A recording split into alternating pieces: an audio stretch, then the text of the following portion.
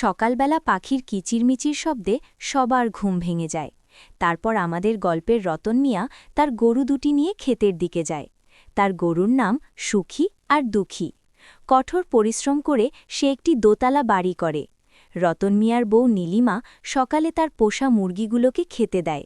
সে তার মুরগিগুলোকে সন্তানের মতো ভালোবাসে। তারা ছিল নিঃসন্তান। বিয়ের 10 বছর হয়ে গেলেও তাদের কোনো সন্তান ছিল না। রতন মিয়ার ভাইয়ের মেয়ে তুলি আর তুষিকে তারা নিজের সন্তানের মতো দেখে।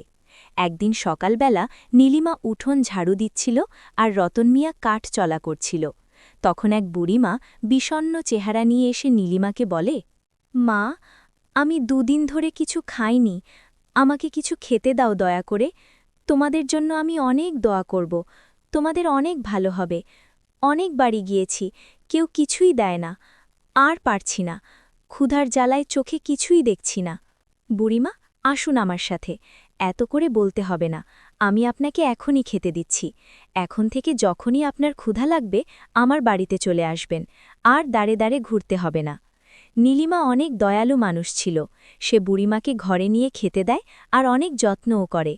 খাওয়া শেষ করে চলে যাওয়ার সময় বুড়িমা নীলিমাকে একটা পদ্মফুল দেয় আর বলে, এই পদ্মফুল রস করে খাবি, দেখবি তোর কোল আলো করে একটা ফুটফুটে পদ্মাবতী আসবে। আমি জানি রে মা, একটা বাচ্চা নেই বলে তুই সবসময় মন খারাপ করে থাকিস। আল্লাহকে স্মরণ করবি আর এই ফুলের রস খাবি, আর তোর বাচ্চা হলে আমাকে খবর দিস। নীলিমা খুশি হয়ে বুড়িমাকে ধন্যবাদ জানায়। বুড়িমা চলে যায়। একটু পরে ঘরে এসে সে রতন মিয়াকে সব কথা বলে আর পদ্মফুলের রস খায়।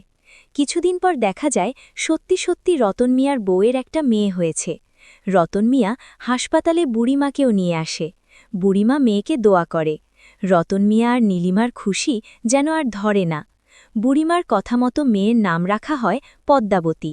তারা বাড়িতে ফিরে আসে। এরপর রতন মিয়া তাদের আশেপাশের সবাইকে মিষ্টি খাওয়ায়, তাদের বাড়িতে অনুষ্ঠানের আয়োজন করে।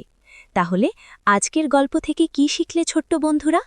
পরোপকার ও দয়ার ফল সবসময়ই মধুর হয়। গল্পটি কেমন লাগলো অবশ্যই জানাবেন। ভালো লাগলে নিয়মিত এমন সুন্দর গল্প পেতে সাবস্ক্রাইব করে আমাদের চ্যানেলের সাথেই থাকুন।